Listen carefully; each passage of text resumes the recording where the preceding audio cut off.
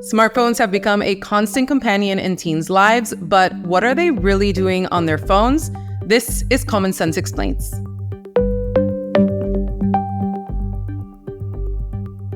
Common Sense Media released a new research report that revealed teens are constantly receiving notifications on their smartphones. Over half of participants received 237 or more notifications per day. About a quarter of those notifications arrived during school hours, where they used their phone for an average of 43 minutes and over 6 hours on the higher end. TikTok was the longest duration app used by 11 to 17-year-olds, with some teens using it for over 7 hours per day. Teens also admitted that their smartphones can be hard to put down, with over 2/3 of those surveyed finding it difficult to stop using technology.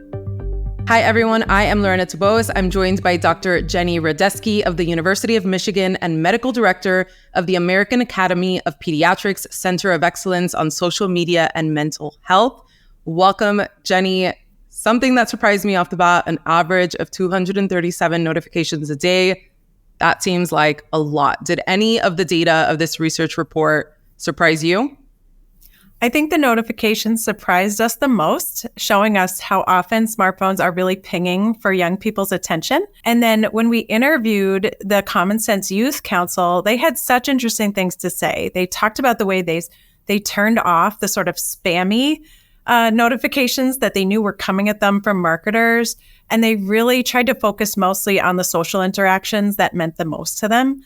They had all creative ways of using do not disturb or other ways to get their phones to quiet down sometimes so that they could focus and live their lives. So I think it's important to mention that Common Sense focused a lot on hearing directly from teens lately. How do you think that focus helped shape this research? Why do you think it's important to hear directly from teens themselves? Oh, I think it's crucial because we as adults, I'm a Gen Xer, I could look at these phone use results and make totally different conclusions if I don't talk to the young people who are actually living this. And then we would make terrible guidelines for what young people should be doing with their phones or how parents should be counseling them. So I find it fascinating to talk to young people. I'm a developmental pediatrician, so of course I think kids' minds are so fascinating, the way they're trying to explore and learn and figure themselves out and feel understood through their phones.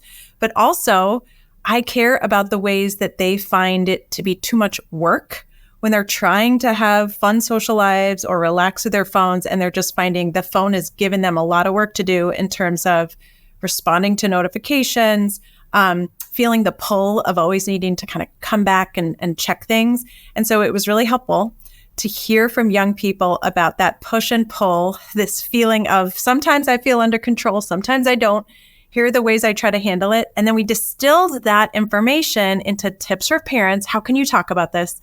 And then tips for policymakers and tech designers. How do you make better phones that actually respect the autonomy and the agency of the young people who want to use them? So I'm curious to know more about what exactly the teens said about the notifications, about using it in school. Like, what were some of those main takeaways and their reactions? I thought the school comments were really fascinating because we know in the US there are not a consistent number of school policies, or they're not always enforced. In schools, it's really hard because phones are small. So kids can easily put them in their backpack or their pocket and be checking them between classes. And I know teachers are working really hard, so it's hard to then take on that extra job of managing your students' phone use. So students told us things like, oh, it's just, for coordination with my friends, to see them after school, to, just have a little break and rest your mind for a second in between courses. But they also talked about times that it was a way that they relieved stress or disengaged when school felt like too much. And so I think those are important sources of information too. If kids are overwhelmed in school, what else can we do to support them socially and emotionally or academically so that the phone use doesn't become their main outlet for coping? So what are some ways that parents can help their kids balance that phone usage? And then not only just put that pressure on the parents, but what can the industry be doing to help them manage that phone usage? Yeah, let's talk about parents and teachers too, because this is a topic that sometimes feels cringy for kids to talk about. They're worried their parents are going to judge them or take their phones away. So our biggest advice for parents or teachers is to have open-minded, curious conversations about this. We don't know what it felt like to be growing up right now. So let kids teach us. Open the conversations with questions, not judgments. Talk about your own phone use at times and what that feels like and how it draws you in or what you think the algorithm knows about you. Kids have lots of opinions, but we need to create the space for them to share that and then feel understood by us. So we included lots of tips in this report of ways you can start those conversations. For policymakers and tech companies, we really wanted to show that we need phones and apps and the operating systems on them to be designed in a way that set kids up for success, right? If you are running your devices on a business model that makes more money out of more ad impressions or more clicks, that's not always going to work with a kid who needs to sleep or do their homework.